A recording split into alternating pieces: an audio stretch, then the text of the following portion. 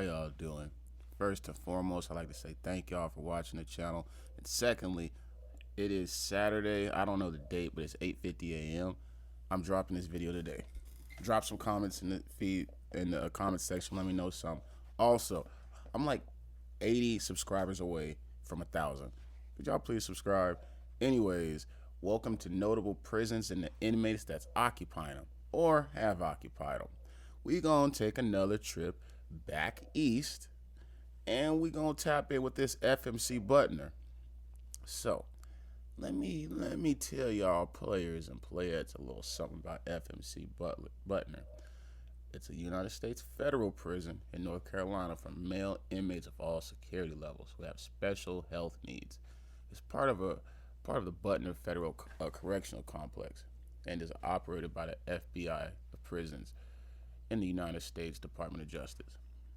And an adjacent satellite prison camp houses minimum security male inmates. It is located in Durham County, North Carolina, near Butner. FMC Butner is located near Research Triangle area of the Durham, Raleigh, and Chapel Hill. Sorry, y'all, just waking up. Anyways, Butner has a full hospital facility specializing in all sorts of shit in behavioral science. Many medical and surgical specialty holds clinics and perform procedures at FMC. It has the only residential program devoted to treatment of sexual offenders in the federal prison system. In 2009, the director of the DC Prisons Project stated that FMC Butner, along with FMC Carswell and Rochester, are clearly the gold standard in terms of what BOP facilities can achieve in providing medical care, and that they had provided excellent medical care, sometimes for extremely complex medical needs. So pretty much, if you got to go to the feds and you got some sort of crazy medical issue, you might pray that they send your ass over to FMC. Butner. So anyways, let's get into some people that has either in there or they have been in there. Okay. Drugs are bad. Okay. All right. First up, we got Mike D. Bardelben. Wait, Mark D. Bardelben. Well, his ass died in custody, but he was a kidnapper, rapist, counterfeiter, and suspected serial killer. Get your lighters ready, people. We smoking that double pack.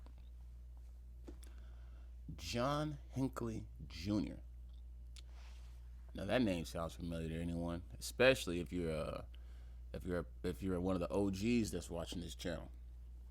That's the dude that attempted to knock off Ronald Reagan in Washington, D.C., March 30th, 1981, before my time, as the culmination of an effort to impress teen actress Jodie Foster. He was found not guilty by reason of insanity in 1982 and released to a psychiatric hospital in 1981. That dude ain't crazy, y'all. Listen, he ain't crazy. He knew who the president was, and he knew what he was trying to do. It's that damn simple. Like, come on, man. Anyways, I guess. Next up, we have James Von Brunn. There you go, not Brunn. My bad about that. He's a white supremacist and Holocaust denier who perpetrated in the 2009 United States Holocaust Memorial Museum shooting, during which museum security guard was shot and killed. He died in Butner while awaiting trial in 2010. Player, probably should have thought your life choices over a little bit different. Next up, we have Frank Calabrese Sr. Now this dude, let me tell you a little something about Frankie Frank. He was the hitman for the Chicago Outfit Mafia organization, and he was arrested as part of an operation of Family Secrets, convicted in 2007 of racketeering and conspiring for directing and engaging in mafia activities, including murder, extortion, and loan sharking. You know, I always wonder where the term loan shark comes from. Because sharks can't really loan you nothing. All right, I'm just going to leave that joke there and keep it pushing. That wasn't a good one. That one did not hit. It did not. Next up, we have Salvatore DiMasi. He served an 8-year sentence, and he's been out since 2016.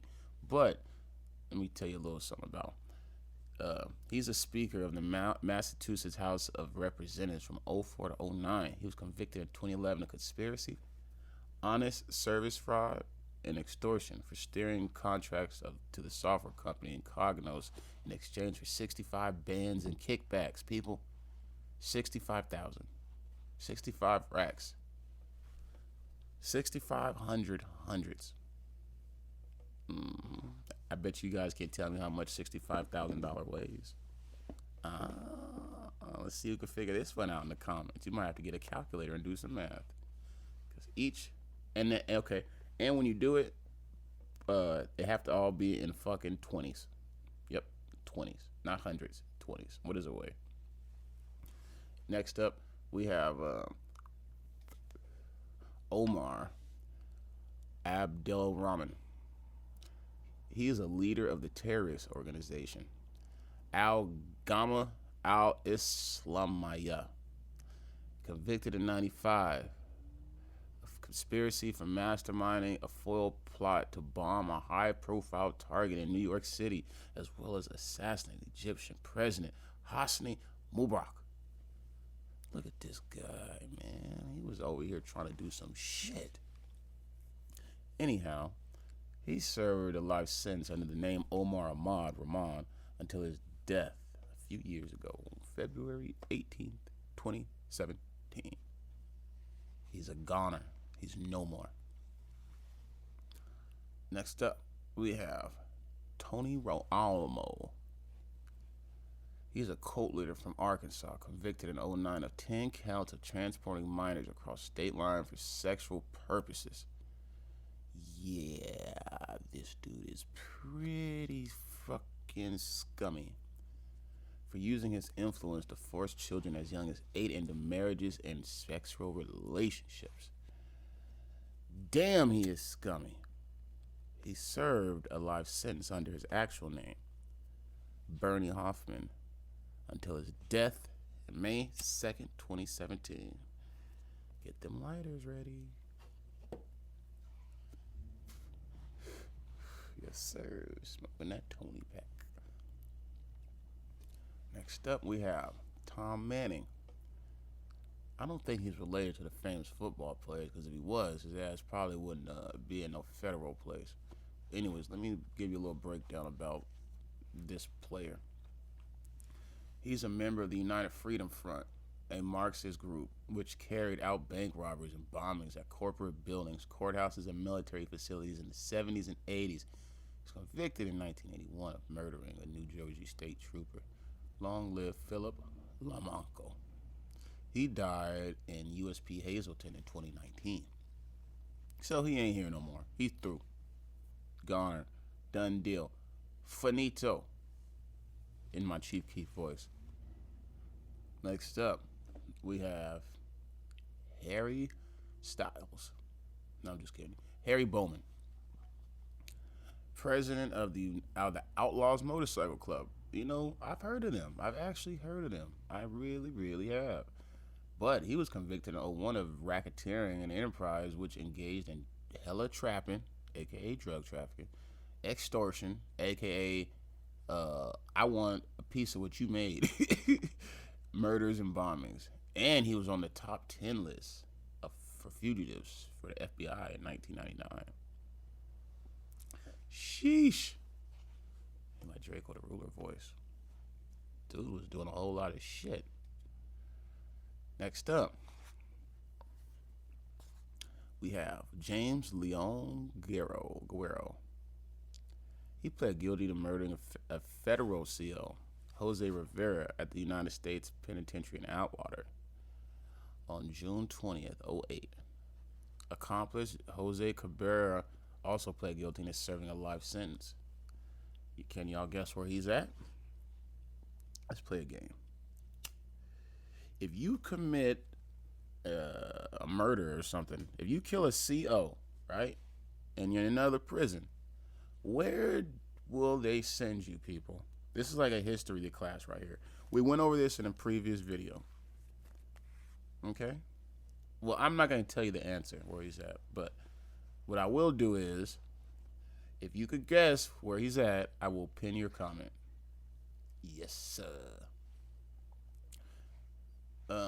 Next up, Joshua Ryan Goldberg. He's not related to Bill Goldberg,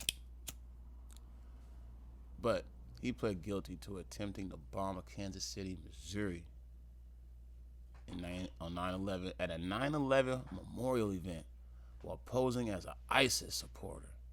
Look at this guy. He was trying to really blend in with the enemy and cause havoc out here. Like, that is not the business. Like, good grief, player. And he is locked up in a way, serving life. It's over for him. He's through. Next up, this is one of two of the most popular people in our pop culture. Well, they're not that popular, but damn it, I know for a fact you've heard of this person and the other person I'm going to get to. In fact, this person is so popular, I'm able to put a whole lot of pictures in this segment right here for this guy. So, Bernie Madoff. You know, for the longest, I thought The Wolf of Wall Street was based on Bernie Madoff, but come to find out that it's Jordan Belfort, the dude that's out here in California, right here around the corner in Redondo Beach or something like that, I believe. Anyways, for anyone who is not familiar with Madoff's case, basically what he did was Bernie made off with the money. Y'all see what I did there, huh? Anyways, he got charged with security fraud, investment advisor fraud, mail fraud, wire fraud, money laundering, false statements, perjury, making false filings with the SEC, and theft from an employee benefit plan. Yo. First off, dude passed away. He died last year in April 2021. But did you know that his own son turned him in? Yeah. Like, his son turned him in. Like, if his son didn't tell on him, dude probably would have died on the outs. Like, that's so crazy. You told on your pops. That's just as bad as the rapper's dad telling on him. But anyways, this is the baffling thing to me. This is what trips me out, right? Madoff, he didn't hurt no one physically or nothing. I mean, he did take a lot of people's money that he basically finessed them to give it to him. He didn't actually go and steal the money. You know, he just gave them a promise that he couldn't deliver, which is not right because, you know, some people worked hard for that damn money they had. Like, I seen one couple, they were saving up for shit since like the 30s or 40s or whatever the hell, and they gave it to him, and, you know, he went and bought yachts and alpaca rugs and all sorts of shit. But anyways, this is what it is. You have people that do like scummy stuff, like towards children and whatnot, and all this type of stuff, you know? Even people that are like mass murderers, they won't get the sentence that this dude got. He got 150 years, yo. 150 years. Not even Rumpelstiltskin could sleep that off. Like, that's crazy. This is probably the second biggest sentence I've seen on here. The first one goes to the dude. Did that video drop yet? I don't know if it dropped yet. But anyways, fuck it, I'm gonna spoil it. No, I'm not gonna spoil it. You guys gotta watch the video. But yeah, someone on one of my lists got like a crazy amount of time. I'm talking like 3,000 years or something. Like, basically, they told his ass, you will never get out of here under no circumstances. Next up, we have Russell Weston Jr. He's responsible for the 1998 United States Capitol shooting, during which he fatally shot a detective, John Gibson, and Officer Jacob Chestnut of the United States Capitol Police, and wounded a tourist. Weston was subsequently ruled mentally incompetent to stand trial. Right, but apparently his aim was good to knock a couple people off. But he is being held indefinitely. The Bureau of Prisons lists his status as hospital treatment completed. Yeah, let's dig a little bit deep in Russell Westy. Russell Westy. This guy done shot a whole bunch of people. But anyways,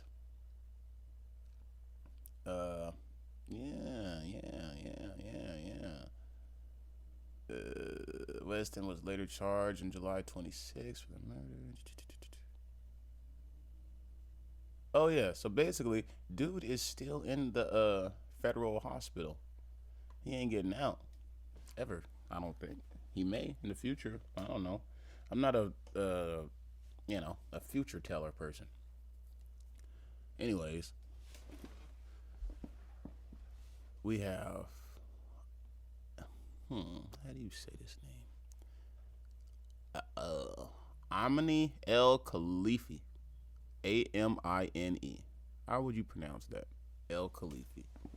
Anyways, Khalifi over here, he was convicted in 2012 for plotting to carry out a suicide bombing attack on the United States Capitol building. Yeah, about that. This dude is crazy. Any person that's gonna do like a suicide bombing attack is like a totally different level of crazy. You know what I'm saying? Because you gotta put your life in the line of fire to get your point across that you then won't even be able to see the results of it. Like, come on, bro. Use your brain. That's why you got one, man. Sheesh. And he's serving a 30-year sentence, and he's scheduled to release in 2037. But yeah, that's crazy. Next up, we have, okay, I only know how to pronounce this dude's name because, I've heard, we've all heard about him. Theodore Kaczynski. I said that shit flawlessly, people. But anyways, for you that don't know who he is, let me tell you about Theodore without the rest of his chipmunks. He's known as the Unabomber and pled guilty in 1998 to building, transporting, and mailing explosives to carry out 16 bombings from 1978 to 1995 in a mail bombing campaign targeting those involved with modern technology, which killed 3 people and injured 23 others.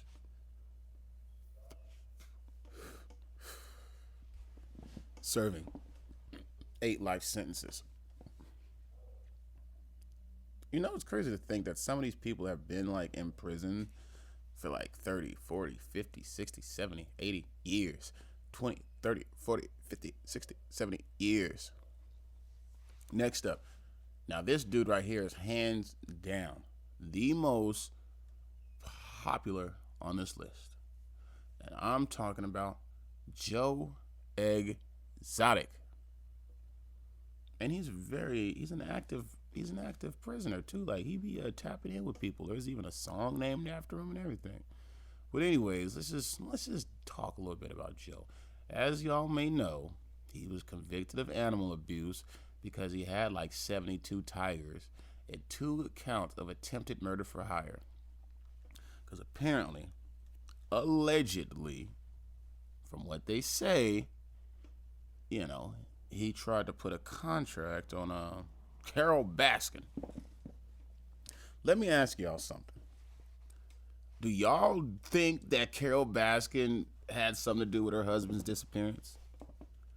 I mean, I'm just saying now, the way that the documentary paints the image is kind of like, yeah, she possibly did. But I don't know. I'm not a judge. I'm not a jury.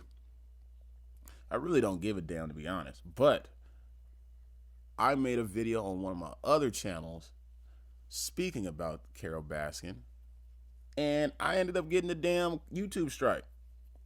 So, with that being said, I'm definitely going to keep my opinions on this woman to a bare minimum. See, this is why I need to make a Patreon, so I can just really just dig deep and just say what I want to say. But anyways, Joe Exotic, the star of probably one of the biggest documentaries in the past 10 years, he's serving a 21-year sentence, and he's scheduled for release in 2041.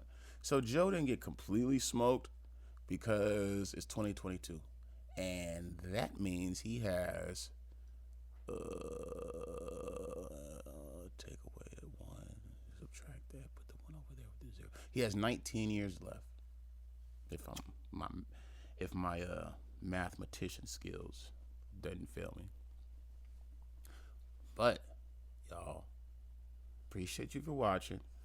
Drop that feedback for a player. And stay tuned. More episodes to come. Uploads Mondays, Wednesdays, and Fridays. Unless I have a busy week or something, then it'll just be Monday and Wednesdays. But right now, I've been able to get these videos out for you guys, and we're going to keep them coming. I appreciate you for watching. Hey, that part.